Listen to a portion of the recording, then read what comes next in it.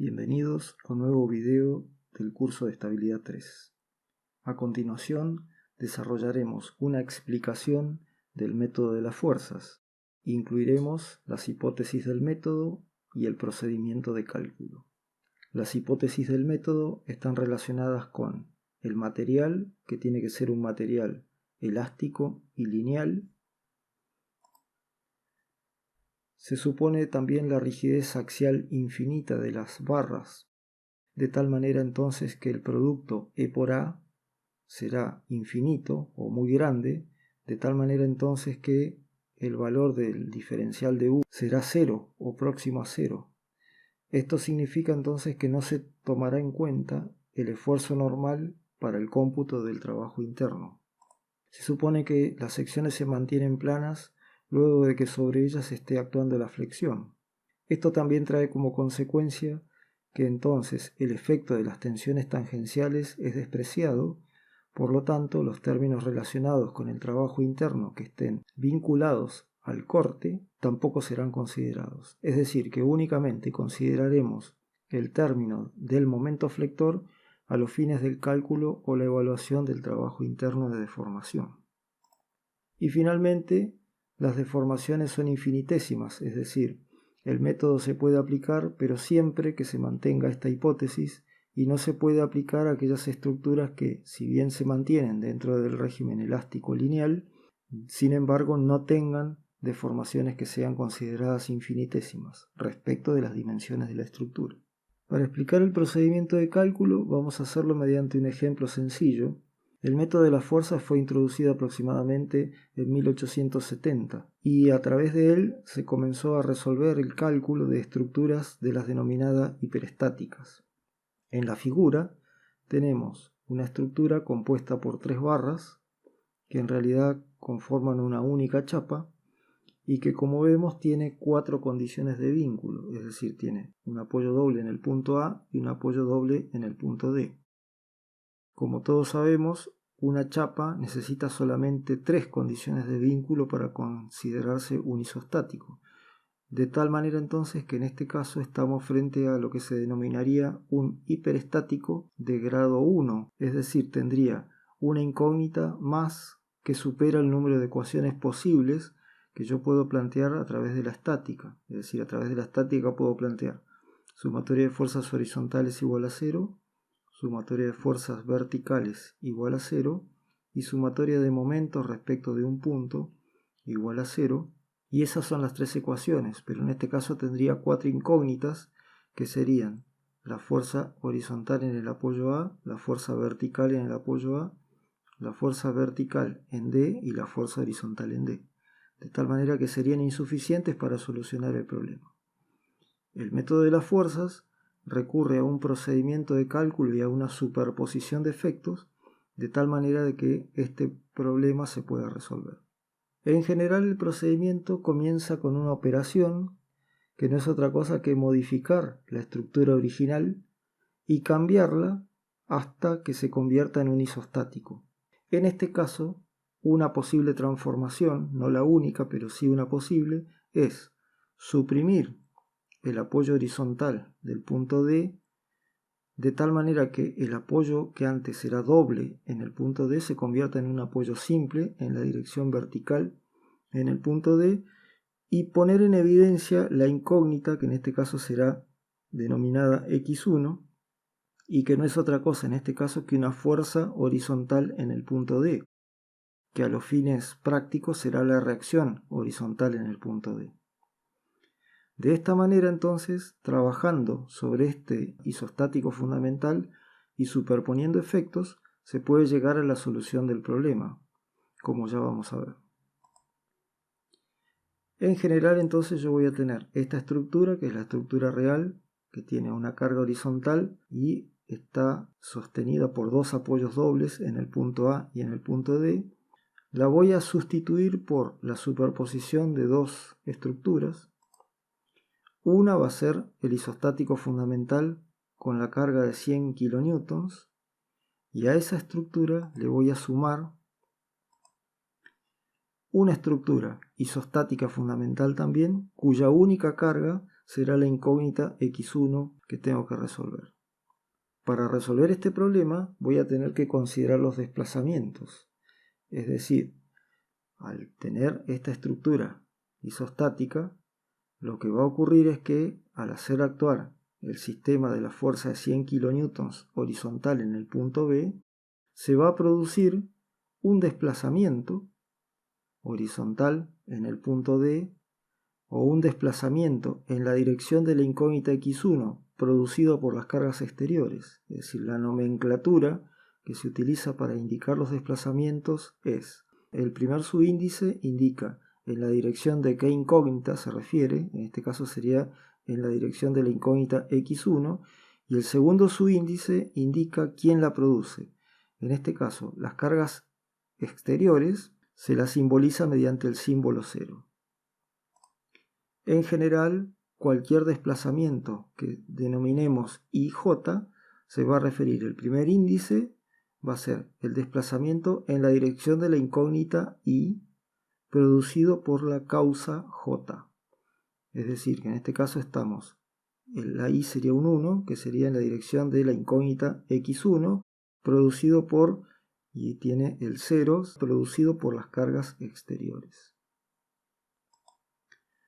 A su vez, yo voy a hacer participar un sistema cargado con un valor unitario de la incógnita x1, de tal manera que también se va a producir un desplazamiento en la dirección de x1 igual a 1, que en este caso yo voy a llamar delta 11, porque es un desplazamiento en la dirección de x1 producido por la incógnita x1 igual a 1.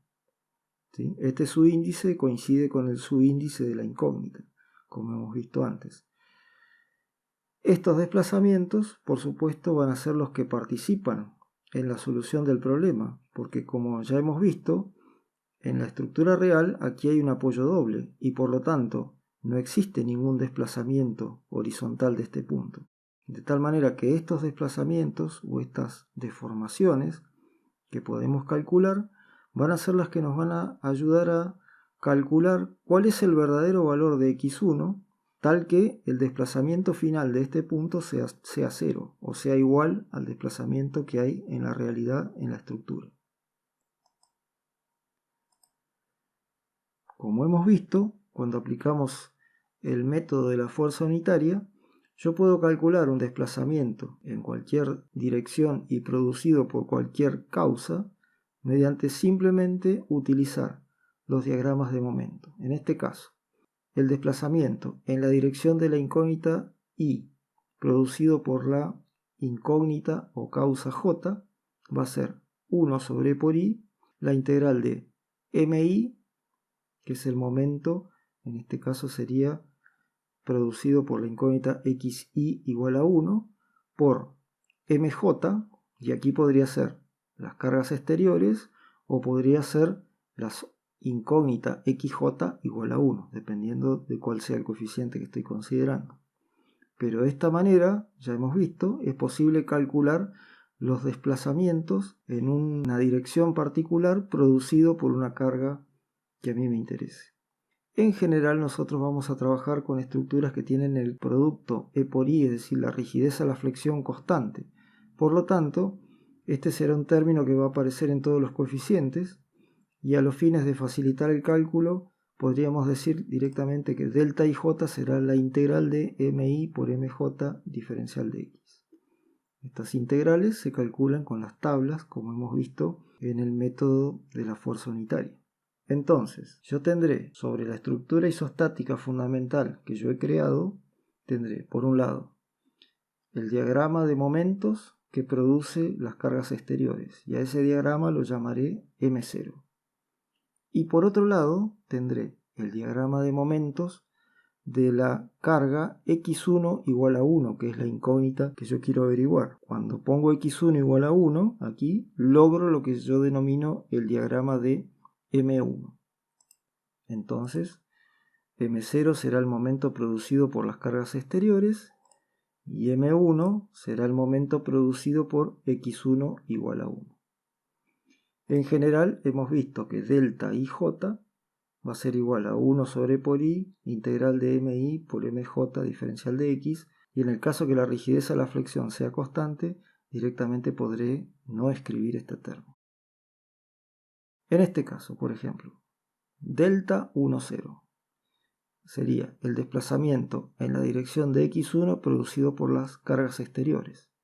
Entonces, si yo lo quisiera calcular aplicando el método de la fuerza unitaria, sería así. Tendría esta estructura, genera los momentos y generan la deformación. Y como quiero calcular el desplazamiento en esta dirección, yo tendría que colocar en un sistema de fuerzas equilibrado una fuerza unitaria actuando aquí, en el punto este. En este caso particular, ese momento coincide con M1, de tal manera entonces que el desplazamiento en la dirección de la incógnita x1 producido por las cargas exteriores es simplemente la integral de M1 por M0. Si yo quisiera calcular el desplazamiento que se produce en la dirección de x1 producido por x1 igual a 1, tendría entonces que cargar la estructura con un sistema de fuerzas x1 igual a 1. Y producido por x1 igual a 1 sería el mismo sistema que actuaría, digamos, como sistema deformante también. De tal manera entonces que delta 1, 1 será la integral de m1 por m1 diferencial de x. Y así en general para cualquier coeficiente que tenga su índice ij, participará el momento mi y el momento mj. En general yo voy a ubicar un valor unitario de la fuerza en la dirección de la incógnita que a mí me interesa, por ejemplo x1. De tal manera que ese valor unitario voy a generar un desplazamiento delta 1, 1, un valor del desplazamiento delta 1, 1. El desplazamiento real que se produce es en realidad debido al valor x1, que todavía no conozco, de esa fuerza que está actuando en esa dirección. De tal manera que el desplazamiento real en realidad no será este delta 1, 1, sino que será ese valor pero multiplicado por x1. Este será el desplazamiento real que sufre la estructura en ese punto debido a la acción de x1 que no conozco y es lo que quiero averiguar, que sería en este caso la reacción horizontal. Para resolver el problema, entonces se plantea lo que se denomina una ecuación de compatibilidad. Es decir, se suman todos los desplazamientos que producen las distintas causas sobre la estructura, en particular en la dirección que a mí me interesa, y en particular en un lugar donde yo conozca cuál es el desplazamiento real en la estructura. En este caso, ¿cómo se lee esa ecuación de compatibilidad?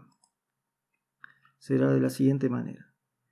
El desplazamiento en la dirección de x1 producido por x1 igual a 1, eso será el coeficiente delta 1, 1, multiplicado por el verdadero valor de x1, que en este momento es desconocido todavía, más el desplazamiento en la dirección de x1 producido por las cargas exteriores, va a ser igual al desplazamiento que tiene ese punto en la dirección de x1 en la realidad. En nuestro caso, en ese punto tenemos un apoyo doble, por lo tanto no hay desplazamiento horizontal, por lo tanto la ecuación esta va a quedar igualada a 0. De tal manera entonces que en este caso simplemente para calcular x1, como puedo calcular delta 1, 1 es conocido, delta 1, 0 también es conocido, directamente puedo despejar y x1 entonces será igual a menos delta 1, 0 sobre delta 1, 1. Una vez que he obtenido los valores de las incógnitas, en este caso es un ejemplo simple que tiene una única incógnita, pero si tuviera más incógnitas, puedo obtener a partir de ellos y de los diagramas de momento que ya he trazado para cada una de las incógnitas unitarias y para las cargas exteriores, podré obtener, por ejemplo, los diagramas de solicitaciones. Entonces, en este caso, el diagrama de momento en cualquier punto será el valor del diagrama de momento para x1 igual a 1 por el verdadero valor de x1 que acabamos de calcular, más el valor de la ordenada debido a las cargas exteriores en ese punto. Es decir, que ordenada a ordenada yo podré ir superponiendo las distintas incógnitas y los distintos diagramas de momento de cada una de las incógnitas unitarias y obtener el diagrama final. Lo mismo podrá pasar con el esfuerzo normal y lo mismo con el esfuerzo de corte. Idéntico tratamiento pueden tener las reacciones, es decir, la reacción en un determinado punto o en una determinada dirección que a mí me interese será esa reacción cuando coloqué la carga x1 igual a 1 por el verdadero valor de x1 más la reacción debido a las cargas exteriores en la misma dirección. Si tuviera más incógnitas, estos términos habrá uno para cada una de las incógnitas. En resumen, entonces, para resolver una estructura mediante el método de las fuerzas, lo primero que necesito es modificar la estructura que me dan y constituirla en un isostático fundamental. Aquí hay que tener presente que debo garantizar de que sea un isostático. Debo tener especialmente cuidado al eliminar, digamos, los apoyos o al eliminar los vínculos, de tal manera que no se me generen vínculos aparentes. Esos vínculos aparentes pueden generar que una estructura que aparentemente sea isostática, que cumpla con la condición necesaria, haciendo el balance, digamos, de grados de libertad, vínculos externos y vínculos internos, me dé isostático, pero puede ser que tenga un vínculo aparente. Una vez que tengo el isostático fundamental, tengo que realizar el trazado de los diagramas de momento para las cargas exteriores y para cada una de las incógnitas con valor unitario. Y una vez que tengo todos estos diagramas, tengo que plantear los sistemas de ecuaciones, que básicamente son ecuaciones de compatibilidad. Va a haber una ecuación de compatibilidad en cada dirección de las incógnitas que yo tenga. Es decir, si yo tengo un sistema, por ejemplo, con dos incógnitas hiperestáticas, será un sistema de dos ecuaciones con dos incógnitas. Y calcularé los coeficientes de esas ecuaciones mediante la integración de los diagramas de momento que tracé en el punto anterior. Una vez que tengo mi sistema de ecuaciones, puedo calcular la solución del sistema, que no es otra cosa que calcular un sistema de ecuaciones lineales de n ecuaciones con n incógnitas, resultado del cual tendré los distintos valores de x1 hasta xn, dependiendo de la cantidad de incógnitas que tenga el sistema. Y finalmente, con eso podré hacer la superposición y obtener los diagramas finales de momento, de normal y de corte. Un detalle: los coeficientes del sistema de ecuaciones dependen de qué isostático fundamental yo elija. Es decir, una misma estructura yo la puedo isostatizar de distintas maneras. Por lo tanto, por cada isostático fundamental que yo trace, voy a conseguir un sistema de ecuaciones de compatibilidad. Esto me va a dar, por supuesto, distintos valores de las incógnitas. Pero lo que sí tiene que coincidir y va a coincidir es los diagramas de momento, normal y corte. Es decir, las solicitaciones que tiene la estructura son únicas porque esas solicitaciones solamente dependen de las cargas que tenga aplicada y de las condiciones de borde que tenga la estructura y de cómo estén relacionadas unas barras con otras. Y no dependen del isostático fundamental que yo elegí. Es decir, que en este método, al ser libre la elección del isostático fundamental, no hay un algoritmo fijo que se pueda seguir del primer paso al último, sino que depende de cómo yo elija el isostático fundamental, serán los coeficientes que tendré que calcular y será la solución de mi sistema, siendo recién el punto de comprobación el momento en el que yo compare los diagramas de momento que he obtenido, que tienen que ser únicos, por supuesto, independientemente del sistema isostático fundamental elegido. En general, si yo tengo un sistema con n incógnitas, voy a tener n ecuaciones de compatibilidad, una para cada dirección en particular de las incógnitas que yo haya puesto en evidencia. Estas incógnitas pueden ser, en este caso nosotros hemos visto un ejemplo con un desplazamiento, pero estas incógnitas también pueden ser, por ejemplo, si colocara una articulación interna entre dos barras, eso va a ser entonces el giro relativo de las dos barras. Entonces, por ejemplo, la primera ecuación estará toda referida a la dirección de la incógnita x1. Depende de cuál sea la incógnita x1. Y entonces voy a tener, este será el desplazamiento en la dirección de x1 producido por x1 igual a 1 por el verdadero valor de x1.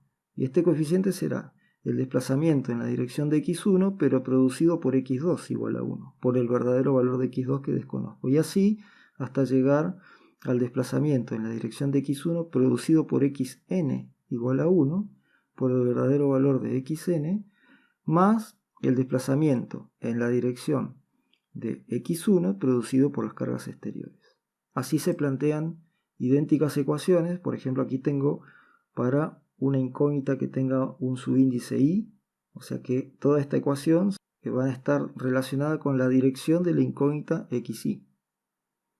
Y así hasta llegar a la incógnita xn, en el cual tendré una ecuación que relaciona, digamos, todos los desplazamientos o giros relativos, por ejemplo, que hay en la dirección de la incógnita xn. Este sistema se puede escribir de manera matricial de la siguiente manera. Un conjunto de coeficientes multiplicados por un vector de incógnitas de x1 a xn. Esta es una matriz cuadrada y como hemos visto, aplicando el teorema de Maxwell, sabemos que es una matriz simétrica porque delta 1n, por ejemplo, es igual a delta n1. Delta ij es igual a delta ji, como hemos visto en la aplicación del teorema de Maxwell. Esta matriz se denomina la matriz de las flexibilidades en el método de las fuerzas. Estas serán las incógnitas, que en general son fuerzas o momentos, dependiendo, o pares, dependiendo de la incógnita que planteé. Y aquí tendré despejado hacia el otro miembro todos los términos relacionados con los desplazamientos producidos con las cargas, que por supuesto pasan con signo contrario al que habíamos calculado antes. En lo sucesivo vamos a ver algunos ejemplos de cálculo para clarificar cada una de las operaciones para realizar el método y vamos a ir viendo distintas formas de lograr isostáticos y de plantear sistemas de ecuaciones. De esta manera damos por finalizado el video introductorio del método de las fuerzas.